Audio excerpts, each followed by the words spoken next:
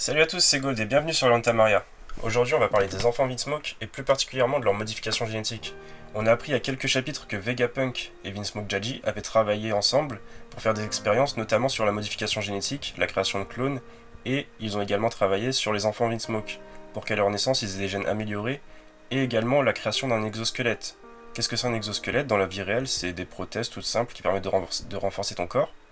Dans certaines œuvres, ça peut être une armure, mais dans One Piece, je pense plus que ça sera un deuxième squelette par-dessus le squelette, entre la peau, qui permettrait d'avoir des nouveaux pouvoirs. Et la problématique du jour, ça serait quel est le pouvoir de l'exosquelette des enfants Vinsmoke? Ma théorie elle va se baser sur le fait que chaque Vinsmoke a une couleur attitrée, ce qui ressemble fortement aux Sentai et les séries japonaises style Power Rangers. Par exemple, Reiju c'est une fille donc elle est rose, Ichiji c'est le chef donc il est rouge, Niji c'est le second donc il est bleu. C'est logique. Et dans cette série, les Power Rangers ont chacun un titre et un costume qui représentent leur pouvoir.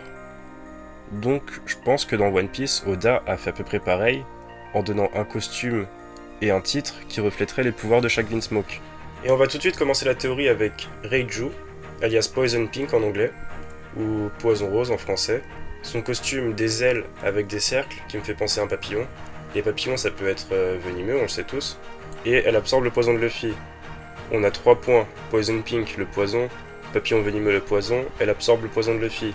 À un moment il n'y a plus de hasard, son pouvoir c'est évidemment un exosquelette qui permet non seulement d'absorber le poison, mais également je pense de donner des coups empoisonnés, sinon ça servira à rien. Ensuite on va parler de Yanji, Winch Green en anglais, treuil vert en français. Pour ceux qui savent pas ce que c'était un treuil comme moi, un treuil c'est une sorte de chaîne en fait, accrochée à un engrenage qui permet de déplacer des objets lourds. Par rapport à son costume, et pour tous les costumes des Vinsmoke hommes en général, j'ai regardé surtout la boucle de ceinture. Et la boucle de ceinture de Yanji, c'est un engrenage, ce qui rappelle en fait le treuil. Ça m'a pas vraiment aidé pour trouver le pouvoir, du coup j'ai encore regardé de l'autre côté dans les chapitres, et j'ai vu que après le combat Sanji-Yanji, peut-être l'exosquelette de Yanji était déformé, et il s'est fait réparer avec un marteau et une presse par son docteur, dans sa forteresse. Ce qui sous-entend que le marteau et la presse, c'est des équipements spécifiques à Yanji. Et qu'est-ce qu'on répare avec un marteau et une presse? Du métal. Et donc, son exosquelette pourrait être métallique. Et pour que ça ait un rapport avec le treuil, il faudrait que Yanji puisse étendre ses membres grâce au pouvoir du treuil pour que ça fasse une sorte de strong right à la manière d'un Franky. Après, j'ai vraiment du mal à imaginer l'application de ce pouvoir dans le manga, on verra bien.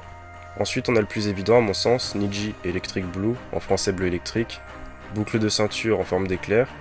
Quand il frappe, ça fait des décharges électriques, donc évidemment, on va pas se casser la tête, son pouvoir c'est que quand il frappe, il envoie des décharges électriques en même temps. Peut-être qu'il peut envoyer des rayons électriques aussi, mais en tout cas pas de façon aussi puissante que Ener l'a fait avec un Eltor par exemple. Ça n'aurait aucun sens qu'un homme qui n'ait pas mangé de fruits puisse envoyer des décharges aussi puissantes. Ça doit juste se limiter au contact physique, je pense. Avant de parler de Sanji, on va parler de Ichiji, alias Sparkling Red ou Rouge étincelant. Donc là, j'ai encore regardé la boucle de ceinture, mais j'ai un peu galéré à trouver à quoi ça ressemblait. Et au final, je trouve que ça ressemble vachement à l'effet de lumière que Kizaru fait quand il utilise son fruit. Donc j'ai deux théories. Soit elle possède un pouvoir en rapport avec la lumière, et donc il pourrait envoyer des rayons laser un peu comme Kuma et Kizaru, mais je pense que c'est du déjà vu, donc ça sert à rien. Ce serait une redite de Franky, de Kuma et de Kizaru. Soit il possède un pouvoir en rapport avec le soleil. Je vous explique. En soi, ça serait un peu une sorte de doublon de Sanji, mais légèrement différent, parce que Sanji c'est des flammes, alors que Ichiji ça serait augmenter sa température corporelle tellement haut que ça lui permettrait de briller en fait. D'où le rapport avec le soleil, Sparkling Red. En plus, ça créerait une dualité entre Ichiji et Sanji qui existe déjà, mais qui pourrait être encore plus amplifiée par les deux pouvoirs. Et à la fin de l'arc, quand il y aura ce combat final Ichiji versus Sanji, on pourrait voir qui provoque la plus grosse chaleur et qui est l'enfant Vinsmoke le plus puissant au final. Et enfin, on va parler de Sanji, le mouton noir de la famille Vinsmoke. Et je pense que son exosquelette a un lien complètement direct avec la Diable Jambe. Je vais vous expliquer ça, parce qu'au début, il dit clairement à Jabra, à l'Arkenes Lobby, en tournant sur lui-même, il augmente la friction de sa jambe, ce qui lui permet de s'enflammer. Mais on voit, après l'ellipse par exemple, que dans certains chapitres, il n'a même plus besoin de tourner sur place pour que sa jambe s'enflamme. Donc l'histoire de la friction, je dirais pas que c'était n'importe quoi, c'était justifié, mais que maintenant il en a plus besoin. Parce que son exosquelette à Enies Lobby, il n'était pas assez éveillé pour qu'il puisse s'enflammer sans se tourner sur place. Et l'évolution logique de son exosquelette, ça serait évidemment que Sanji, au final, il puisse créer des flammes. Un peu quand il utilise Hell Memories, il a besoin de remémorer tout son passé douloureux pour s'enflammer entièrement. Mais au final, à la fin de l'arc, je pense, vu que c'est autour d'Evin Smoke, donc c'est sur Sanji, donc son power-up arrivera maintenant, à la fin de l'arc, il va éveiller complètement son exosquelette et pouvoir s'enflammer, voire s'enflammer à des températures qui pourraient dépasser celles de Ichiji, le soleil, et le rendrait extrêmement puissant.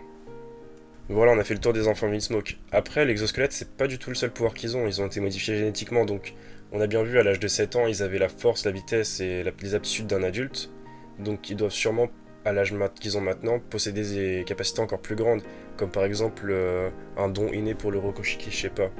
Mais cette vidéo, elle parlait juste de leur exosquelette. J'ai fait le tour. Après, pour le reste, j'ai vraiment aucune idée de ce que ça peut être, juste qu'ils tapent très fort, ça c'est logique. Mais bon, on verra ça dans la suite du manga. Voilà, c'est tout pour aujourd'hui. Si ça t'a plu, n'hésite pas à t'abonner. Et j'ai une question pour vous dans les commentaires. Si jamais Sanji n'avait jamais quitté la Germa, quel aurait été son surnom?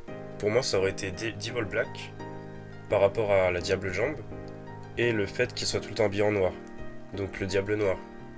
Je sais pas ce que vous pensez de ça, mais pour moi ça me paraît logique. Après, je suis curieux de voir vos idées. Allez, salut!